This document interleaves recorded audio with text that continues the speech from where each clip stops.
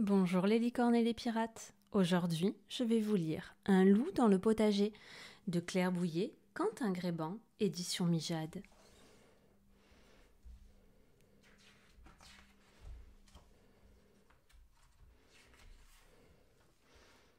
Cela fait des jours et des semaines que Monsieur Loup arpente la forêt, sans rencontrer le plus petit espoir de déjeuner. « J'ai faim !» hurle-t-il. « Plus jamais ça, je vais m'organiser, faire des réserves, faire des conserves, se dit-il, en avalant de minuscules noisettes. Dès les premiers beaux jours, Monsieur Loup se met au travail.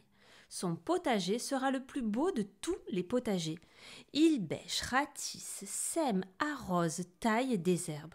Il n'a plus une minute pour aller chasser. Les animaux de la forêt n'en reviennent pas. Et bien vite, Monsieur Loup récolte ses premiers radis, puis des tomates, des courges, des pois, des haricots et de gros potirons orangés. Dans les marmites de Monsieur Loup mijotent de délicieux petits plats. Son armoire à conserve se remplit. L'hiver prochain, Monsieur Loup ne manquera de rien. Jamais les animaux de la forêt n'ont été si tranquilles. Plus besoin de craindre le loup, il ne mange que des légumes. Mais tout se gâte un beau matin. Le loup hurle de rage. « Qui a saccagé mon potager ? Je ne vais pas me laisser faire !»« Calme-toi, souffle le hibou. J'ai une idée. » Monsieur Loup disparaît aussitôt dans son atelier et revient muni d'une pancarte. C'est un petit lapin qui, le premier, découvre ce que le loup a écrit et il donne aussitôt l'alerte. Les animaux de la forêt lisent ébahis le message de Monsieur Loup.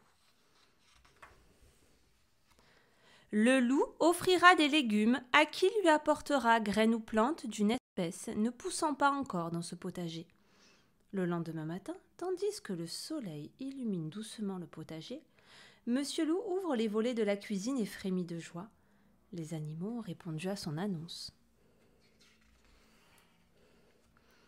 D'un bond, il est dans son jardin et salue Madame Lapin qui tremble comme une feuille. « Bonjour, Monsieur Loup. Voici des graines de radis noirs et je vous présente mes excuses. C'est mon fils qui est venu grignoter dans votre jardin. »« Oh, ce n'est rien. Vous direz à votre fiston de venir m'aider à désherber et l'affaire sera conclue. Prenez cette laitue et les radis dont vous avez besoin. Il y en a bien trop pour moi. » Les autres animaux apportent à leur tour leurs graines. « Si vous voulez, nous pouvons vous aider, disent-ils. »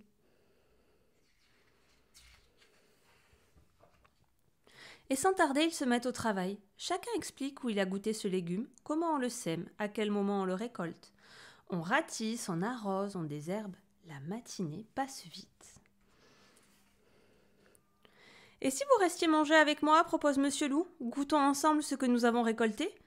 Aussitôt dit, aussitôt fait. Bientôt, Monsieur Loup et ses invités s'attablent autour d'un délicieux déjeuner. Monsieur Loup sourit de toutes ses dents. Il est heureux d'avoir enfin des amis et de partager avec eux ce repas. Puis les amis de Monsieur Loup s'en retournent les bras chargés de légumes. « Au revoir, Monsieur Loup, à bientôt et merci pour tout. » Monsieur Loup n'en revient pas. Lui qui avait si mauvaise réputation, voilà qu'il a des amis.